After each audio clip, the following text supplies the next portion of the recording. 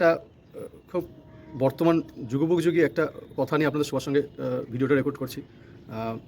খুব রিসেন্টলি ট্রেনে ট্রাভেল করছিলাম, তো বেশ কিছু বয়স্ক মানুষজন ট্রেনে ছিল আমার পাশেই।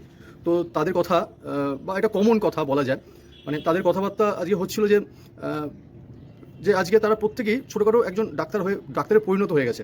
কেন ডাক্তারে পরিণত হয়ে গেছে এই কথাটা বললাম, তারা তাদের বিভিন্ন রকম হেলথ চ্যালেঞ্জেসের মাধ্যমে যেতে যেতে তারা আজকে ডাক্তারে পরিণত হয়ে গেছে। তারা একজন আরেকজনকে জিজ্ঞেস করছে আপনার কি এই সিমটম আছে, আপনার কি ইউরিন দিয়ে ফেনা বেরোয়। একজন জিজ্ঞেস করছে যে আরেকজনকে যে আপনার HB1C কত। তো সামনের একজন বলছে আমি অলরেডি 8খানা আমার ব্লকেজ আছে, তা নিয়ে আমি চলাফেরা করছি। আরেকজন বলছে আমি চেন্নাই থেকে ফেরত। বুঝতেই পারছেন আমার এক্সপিরিয়েন্সটা, মানে আজকে মানুষ আগেকার দিনে যেমন বিলেত ফেরত বা এই ব্যাপারগুলো আলোচনা করতো, সেগুলো এখন কিন্তু হেলথ ইস্যু নিয়ে তৈরি হয়েছে চ্যালেঞ্জ।